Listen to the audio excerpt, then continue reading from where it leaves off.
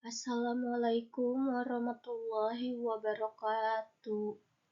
Perkenalkan, nama saya Bella Nurfatia Dewi dengan NIM 2430675001 dari kelas 5A. Saya di sini untuk memaparkan mengenai lembaga keuangan bukan bank, anjak piutang, dan dana pensiun untuk memenuhi salah satu tugas mata kuliah bank dan lembaga keuangan lainnya.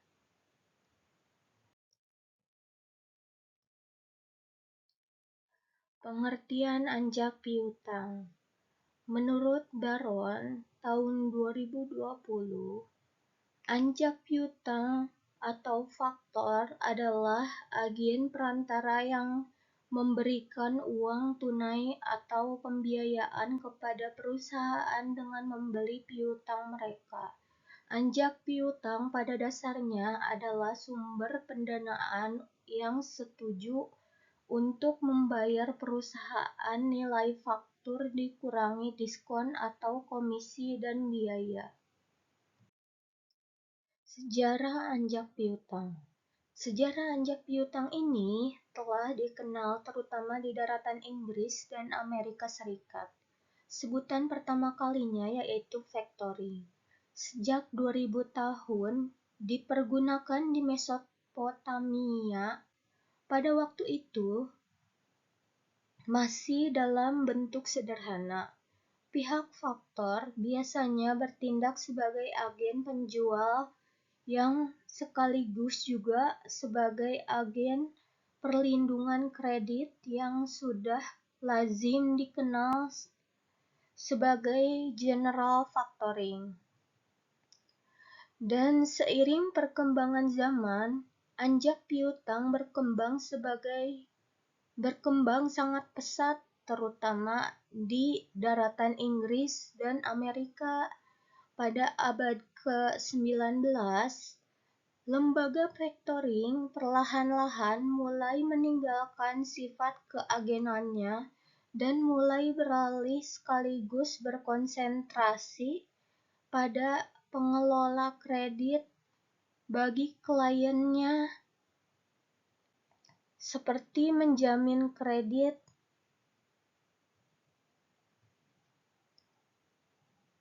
melakukan penagihan, dan menyediakan dana.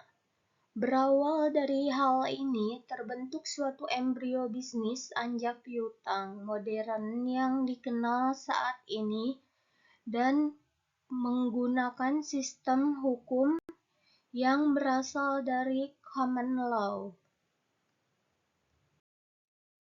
Di Indonesia, factoring mulai dikenal sekitar tahun 1988, yang ditandai dengan dikeluarkannya satu Keputusan Presiden Nomor 61 Tahun 1988 tentang lembaga pembiayaan. 2. Keputusan Menteri Keuangan Republik Indonesia Nomor 122/KMK.013/1988 tentang ketentuan dan tata cara pelaksanaan lembaga pembiayaan. Sejak keluarnya peraturan yang termasuk dalam Paket Kebijaksanaan Desember 1988 atau Pakdes 1988 tersebut, maka mulailah bermunculan perusahaan-perusahaan faktor yang umumnya melakukan kegiatan bersama-sama dengan kegiatan institusi finansial lainnya multi-finance termasuk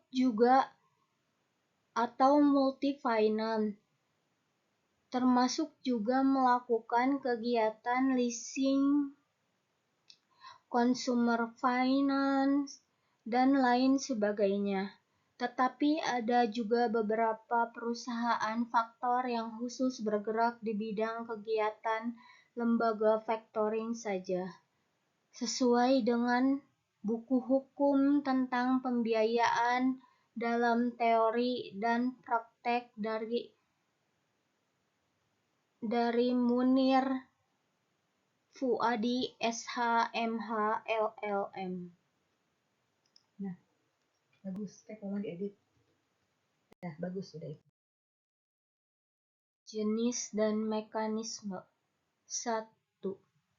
Full service factoring.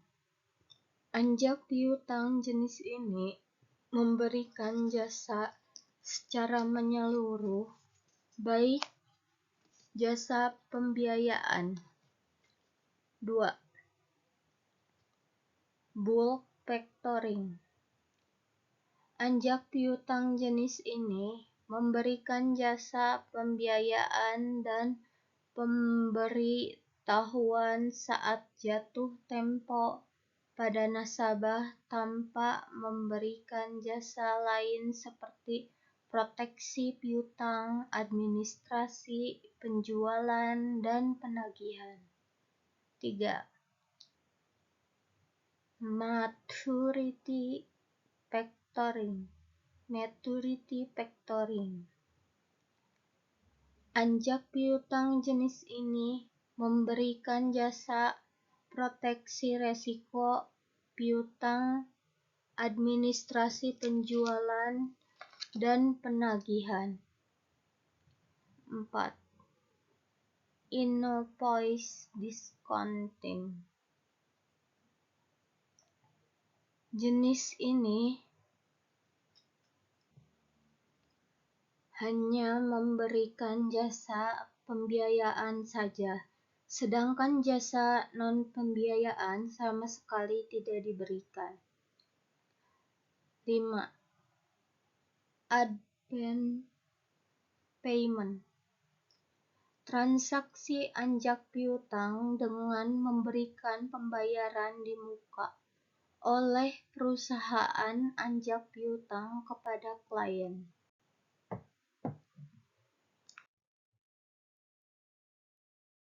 Struktur organisasi. 1. Perusahaan anjak piutang kecil. Struktur organisasi disesuaikan dengan jenis jasa yang ditawarkan, yaitu terutama hanya jasa pembiayaan. 2. Perusahaan anjak piutang besar. Struktur ini juga menawarkan jasa pembiayaan, sehingga selain bagian di atas, perusahaan anjak piutang besar juga memiliki bagian-bagian lain seperti bagian umum, bagian komputer, bagian treasury, bagian relasi, bagian pengelolaan kredit, dan lain-lain. Pelaku anjak piutang. Perusahaan anjak piutang merupakan perusahaan atau pihak yang menawarkan jasa anjak piutang atau factoring. Client supplier merupakan pihak yang menggunakan jasa perusahaan anjak piutang. Nasabah customer debitur merupakan pihak-pihak yang mengadakan transaksi dengan klien. Biaya anjak piutang. 1. Service charge. Biaya yang berkaitan dengan fungsi pengadministrasian penjualan biasanya ditetapkan berdasarkan pada kesepakatan antara kedua belah pihak. 2. Discount change. Biaya yang berkaitan dengan pembiayaan di muka besarnya ditetapkan sesuai dengan hasil negosiasi kontrak dilakukan dengan rata-rata 200-300 di atas prime rate.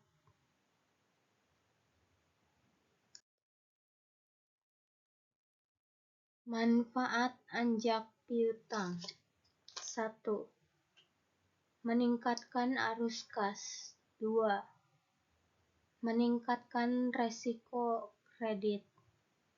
3. Meningkatkan efisiensi administrasi. 4. Meningkatkan hubungan dengan pelanggan. 5. Menghindari hutang. Kriteria pemberian anjak piutang. 1. Bonafiditas perusahaan. 2. Kualitas piutang yang bersangkutan. 3. Jangka waktu piutang. 4.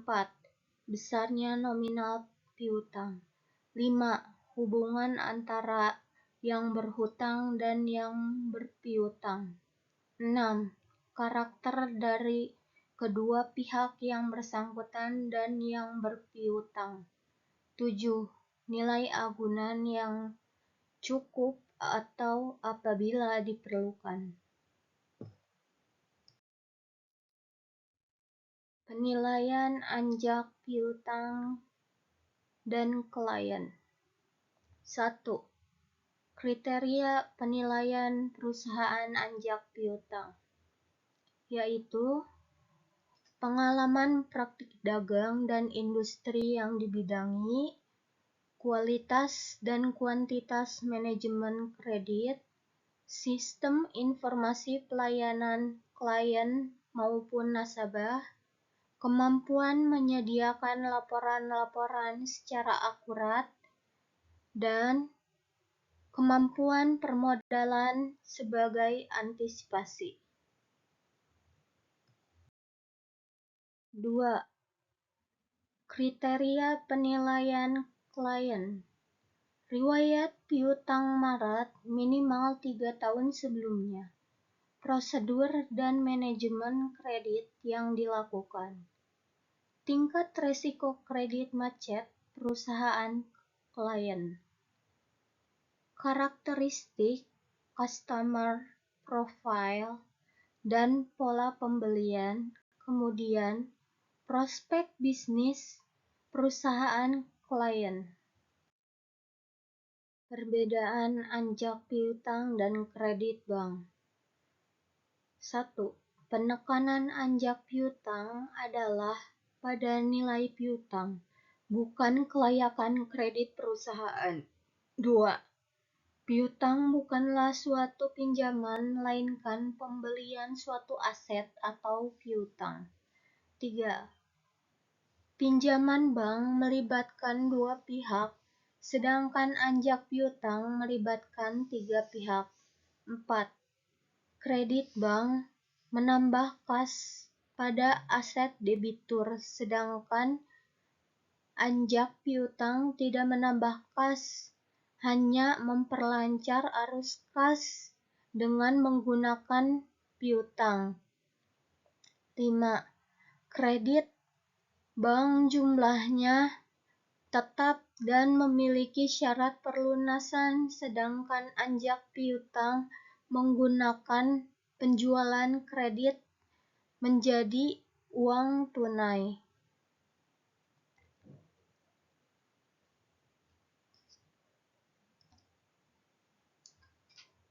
6. Klien bank menggunakan agunan, sedangkan anjak piutang bukanlah hal yang mutlak. 7. Kontrak anjak piutang dilaksanakan berkesinambungan, berbeda dengan kredit bank yang putus kontrak setelah angsuran lunas. Pengertian dan tujuan penyelenggara dana pensiun. Penyelenggara dana pensiun adalah lembaga yang mengelola dana pensiun untuk menyediakan jaminan keuangan bagi peserta dana pensiun setelah mereka memiliki usia pensiun. Lembaga ini berperan sebagai pengelola dana yang dikumpulkan melalui iuran peserta atau baik dari karyawan maupun pemberi kerja, dengan tujuan untuk menghasilkan manfaat finansial jangka panjang. Dana pensiun biasanya dikelola oleh badan khusus yang diatur oleh undang-undang seperti Dana Pensiun Pemberi Kerja (DPPK) dan Dana Pensiun Lembaga Keuangan (DPLK). DPPK didirikan oleh perusahaan pemberi kerja untuk karyawannya, sedangkan DPLK didirikan oleh lembaga keuangan untuk lembaga keuangan seperti bank atau perusahaan asuransi. Tujuan penyelenggaraan dana pensiun. 1. Memberikan keamanan finansial bagi pensiunan. Dana pensiun bertujuan untuk menjamin ketersediaan dana bagi para peserta setelah mereka tidak lagi memiliki penghasilan rutin akibat pensiun, sehingga dapat memenuhi kebutuhan hidup dengan layak. 2. Mendorong peningkatan kesejahteraan karyawan, yaitu dengan adanya program dana pensiun, karyawan memiliki perencanaan keuangan jangka panjang yang terjamin, memberikan rasa aman, dan meningkatkan kesejahteraan mereka di masa depan. 3. Menyediakan manfaat tambahan bagi pekerja, yaitu program dana pensiun juga dapat menjadi bagian dari paket manfaat bagi karyawan yang meningkatkan daya tarik perusahaan, membantu dalam rekrut, dan mempertahankan talenta yang berkompeten. 4. Mengurangi beban sosial pemerintah, yaitu dengan adanya dana pensiun yang diselenggarakan oleh perusahaan atau lembaga, tanggung jawab pemerintah dalam memberikan jaminan sosial dan pensiun kepada masyarakat dapat berkurang karena masyarakat memiliki tabungan pensiun sendiri. 5. Meningkatkan investasi dan pertumbuhan ekonomi, yaitu dana pensiun juga berfungsi sebagai sumber investasi pasar modal di mana dana yang terkumpul diinvestasikan dalam berbagai instrumen keuangan. Peserta dan usia pensiun. Peserta dana pensiun diantaranya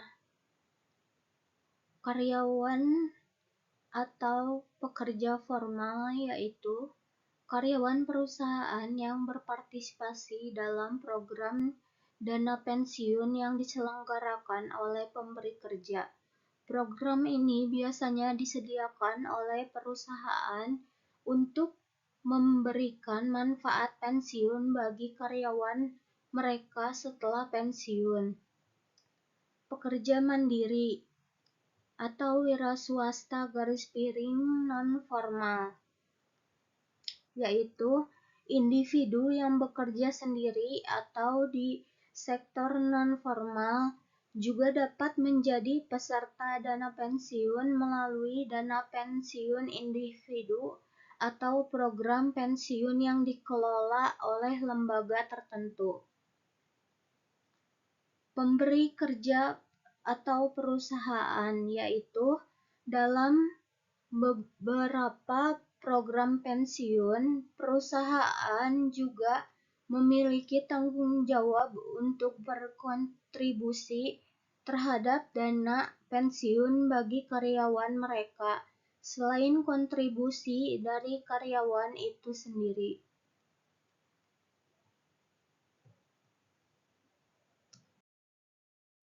Pihak tertanggung lain, dalam beberapa kasus, manfaat pensiun juga dapat diberikan kepada ahli waris atau keluarga dari peserta, misalnya pasangan atau anak-anak, jika peserta meninggal dunia sebelum mencapai usia pensiun atau setelah pensiun.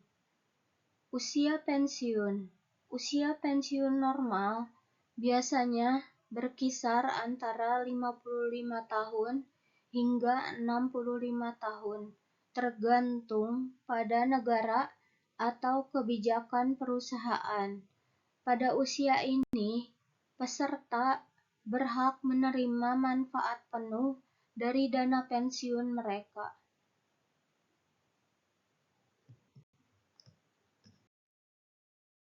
Kemudian juga usia pensiun dipercepat, yaitu beberapa program pensiun memungkinkan peserta untuk mengambil manfaat pensiun lebih awal, misalnya usia 50 atau 55 tahun, namun pensiun dini biasanya menghasilkan manfaat yang lebih rendah karena jangka waktu kontribusi yang lebih pendek atau penurunan manfaat akibat perhitungan aktuaria. Kemudian usia pensiun ditunda, yaitu peserta juga dapat memilih untuk menunda usia pensiun, misalnya hingga usia 65 atau 70 tahun, tergantung pada kebijakan dana pensiun. Menunda pensiun bisa menghasilkan manfaat yang lebih besar karena kontribusi lebih lama dan manfaat yang diperhitungkan lebih tinggi. Jenis kelembagaan dana pensiun. 1. Dana pensiun pemberi kerja atau DPPK. Dana pensiun pemberi kerja atau DPPK adalah pensiun yang dibentuk oleh perusahaan atau pemberi kerja untuk memberikan manfaat pensiun kepada karyawannya. 2. Dana pensiun lembaga keuangan atau DPLK. Dana pensiun lembaga keuangan atau DPLK adalah dana pensiun yang dibentuk oleh lembaga keuangan seperti bank atau perusahaan asuransi jiwa. DPLK menyelenggarakan program pensiun iuran pasti bagi individu atau perusahaan yang ingin menyediakan program pensiun bagi karyawan mereka. 3. Badan Penyelenggara Jaminan Sosial (BPJS Ketenagakerjaan). BPJS Ketenagakerjaan juga menyelenggarakan program jaminan pensiun di Indonesia untuk pekerja formal. Program ini memberikan manfaat pensiun dasar yang diakumulasikan melalui iuran yang dibayarkan oleh pekerja dan pemberi kerja. 4. Dana pensiun berdasarkan syariah. Selain ketiga jenis kelembagaan di atas, ada juga dana pensiun syariah yang mengelola dana pensiun berdasarkan prinsip-prinsip syariah Islam, di mana investasi dan pengelolaan dana dilakukan tanpa melihat instrumen yang bertentangan dengan ketentuan syariah. Peran dana pensiun. 1. Memberikan jaminan keuangan di masa pensiun. 2. Meningkatkan kesejahteraan dan memotivasi karyawan. 3. Mengurangi beban sosial bagi pemerintah. 4. Sebagai instrumen investasi yang mendorong pertumbuhan ekonomi. 5. Mengelola resiko keuangan di masa depan. 6. Meningkatkan literasi dan perencanaan keuangan. Dan 7. Mendukung stabilitas ekonomi. Perkembangan industri dana pensiun. 1. Peningkatan partisipasi dan kesadaran akan dana pensiun semakin banyak pekerja, baik di sektor formal maupun informal, yang mulai sadar akan pentingnya dana pensiun. Kesadaran ini didorong oleh berbagai kampanye literasi, keuangan, dan perencanaan masa depan yang dilakukan oleh pemerintah, lembaga keuangan, dan perusahaan. Peningkatan partisipasi ini juga dipicu oleh pertumbuhan jumlah tenaga kerja informal yang membutuhkan produk pensiun fleksibel seperti DPLK atau dana pensiun lembaga keuangan. Diversifikasi produk dan program pensiun untuk menarik lebih banyak peserta. Lembaga dana pensiun mulai menawarkan program yang beragam dan fleksibel. Selain program pensiun tradisional, kini tersedia program pensiun sukarela, dana pensiun syariah, serta program berbasis investasi. Diversifikasi ini memungkinkan peserta memilih program sesuai dengan kebutuhan dan preferensi, termasuk program berbasis syariah untuk peserta yang menginginkan pengelolaan dana sesuai prinsip Islam. Tata kelola dana pensiun, struktur organisasi dan peran dewan pengurus, transparansi dan akuntabilitas, kebijakan investasi yang bertanggung jawab, kepatuhan pada prinsip good corporate governance. Pengelolaan resiko, penyelesaian sengketa, dan perlindungan hukum. Studi kasus Anjak Piutang. PT ABC adalah perusahaan yang bergerak di bidang manufaktur dan distribusi barang konsumsi. Dalam beberapa tahun terakhir, PT ABC mengalami pertumbuhan yang signifikan, tetapi menghadapi tantangan dalam pengelolaan arus kas, terutama karena waktu pembayaran dari pelanggan yang cukup lama. Untuk mengatasi masalah ini, PT ABC memutuskan untuk menggunakan jasa anjak piutang. Proses anjak piutang, kesepakatan dengan perusahaan faktor, yaitu PT ABC menjalin kesepakatan dengan perusahaan faktor atau anjak piutang untuk mendanai piutang dagangnya. Dalam kesepakatan ini, PT ABC setuju untuk menjual piutang yang belum jatuh tempo kepada perusahaan faktor dengan potongan tertentu. Penjualan piutang yaitu PT ABC menjual piutang senilai 1 miliar rupiah dengan diskon 5% kepada perusahaan faktor. Dengan demikian, PT ABC menerima dana senilai 950 juta. Perusahaan faktor mengelola piutang yaitu setelah membeli piutang perusahaan faktor bertanggung jawab untuk menagih piutang tersebut dari pelanggan PT ABC. Mereka memiliki tim khusus untuk mengelola dan memastikan pembayaran dilakukan tepat waktu. Resiko dan manfaat. Resiko. Jika pelanggan gagal membayar piutang, perusahaan faktor menanggung resiko tersebut. Namun, jika perusahaan faktor melakukan penagihan efektif, mereka bisa mendapatkan keuntungan. Manfaat.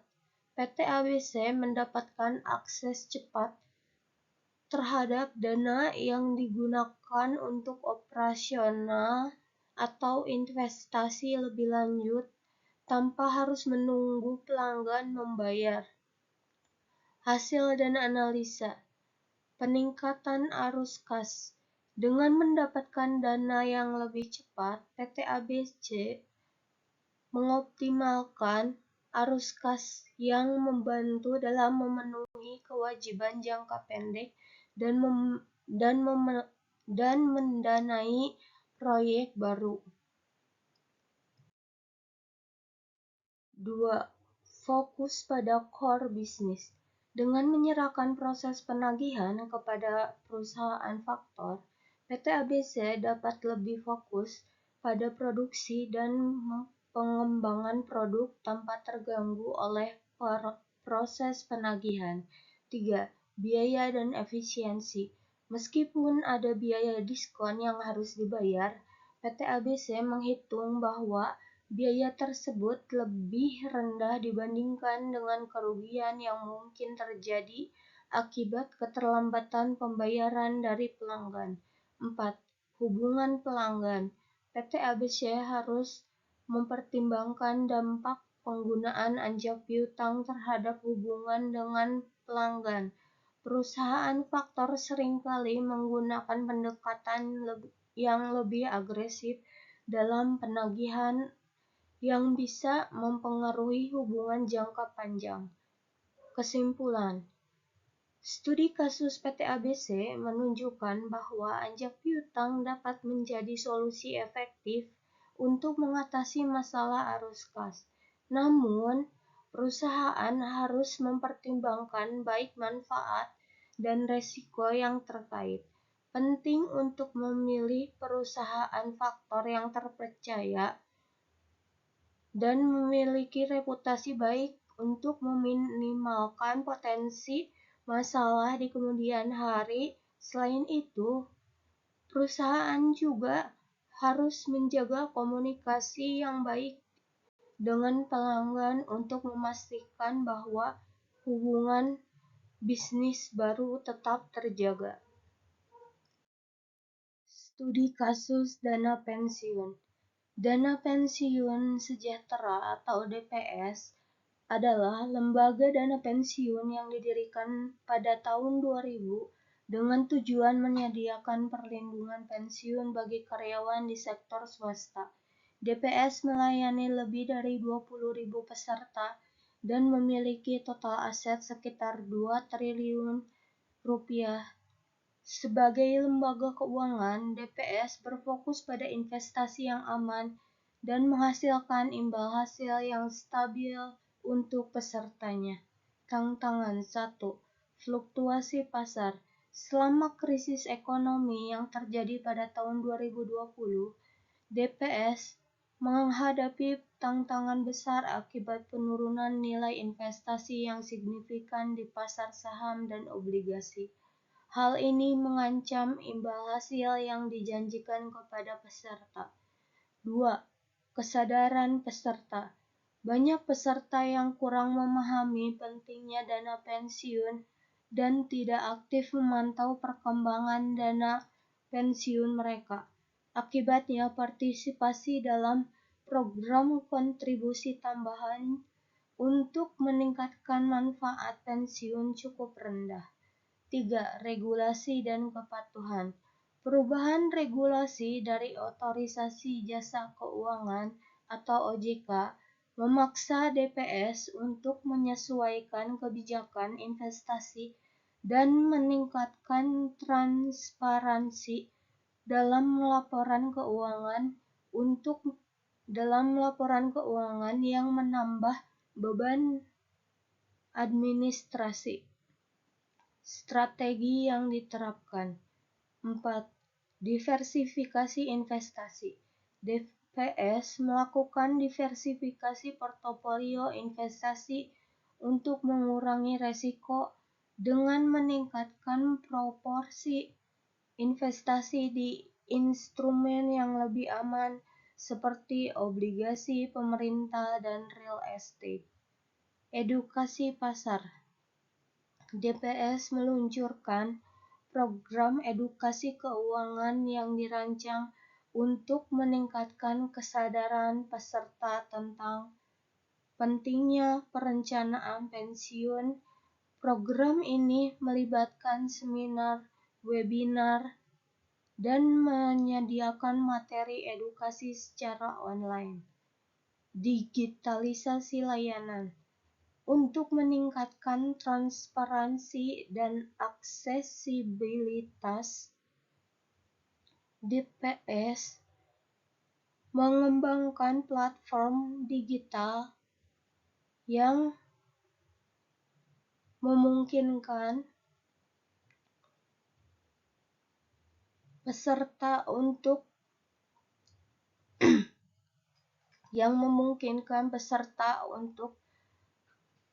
memantau saldo, melakukan simulasi pensiun, dan berkomunikasi langsung dengan manajemen dana pensiun. 7. Peningkatan laporan transparansi. DPS memperbaiki laporan tahunan dengan lebih banyak informasi tentang kinerja investasi resiko dan strategi masa depan, serta mematuhi regulasi yang ditetapkan oleh OJK. Hasil 1. Stabilitas keuangan. Setelah menerapkan strategi diverifikasi, DPS berhasil memulihkan sebagian besar nilai asetnya setelah krisis. Meskipun imbal hasil tidak setinggi tahun sebelumnya, peserta tetap mendapat kepastian dan keamanan dalam dana pensiun mereka. 2. Peningkatan partisipasi peserta. Program edukasi keuangan yang diluncurkan berhasil meningkatkan kesadaran peserta. Banyak peserta yang mulai berkontribusi lebih pada dana pensiun mereka dan berpartisipasi dalam program kontribusi tambahan. 3. Transparansi dan kepercayaan. Dengan meningkatkan transparansi laporan dan menggunakan platform digital, kepercayaan peserta terhadap DPS meningkat. Banyak peserta yang merasa lebih terlibat dalam proses pengelolaan dana pensiun mereka. Kesimpulan, studi kasus dana pensiun sejahtera menunjukkan bahwa lembaga dana pensiun perlu beradaptasi dengan tantangan pasar dan meningkatkan komunikasi dengan peserta. Diverifikasi investasi dan edukasi peserta merupakan langkah penting untuk memastikan keberlanjutan dana pensiun.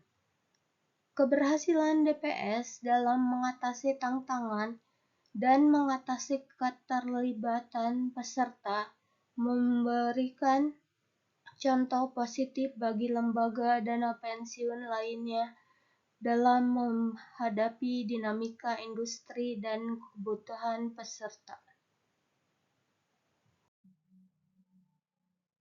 Perusahaan anjak piutang merupakan perusahaan yang melakukan pemberian jasa penagihan, pembelian, dan pengelolaan penjualan kredit kliennya agar klien tersebut dapat lebih terfokus pada kegiatan usaha lainnya.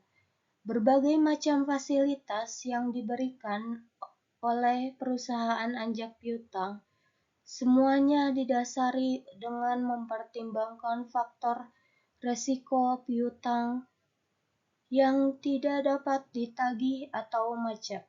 Kegiatan anjak piutang merupakan salah satu sumber dana bagi perusahaan yang memang sedang membutuhkan uang dengan segera, yang semua kegiatannya diatur sesuai dengan peraturan hukum yang berlaku agar tidak merugikan salah satu pihak. Dana pensiun ialah badan hukum yang mengelola dan menjalankan program yang menjanjikan manfaat pensiun. Tujuan dari penyelenggaraan dana pensiun salah satunya adalah kewajiban moral bagi perusahaan untuk mengayomi karyawan agar karyawan memiliki motivasi dalam melaksanakan tugas-tugasnya. Jenis dana pensiun terdiri atas dana pensiun dari pemberi kerja atau perusahaan, serta dari lembaga keuangan yang bergerak dalam penghimpun dana pensiun seperti asuransi dan lembaga keuangan lainnya, dan manajemen dana pensiun. Pengelola harus memperhatikan strategi kebijakan investasi, pokok-pokok kebijakan investasi, tingkat keuntungan, serta jenis-jenis investasi yang akan dilakukan agar dana pensiun tersebut bisa berjalan dengan lancar dan bisa memenuhi kebutuhan para peserta dana pensiun. Dana DPLK Syariah masih terbatas di Indonesia. Produk masih dibatasi pada bank dan asuransi syariah tertentu. Sekian yang dapat saya sampaikan. Mohon maaf bila banyak kesalahan kata. Wabillahi taufiq walhidayah. Wassalamualaikum warahmatullahi wabarakatuh.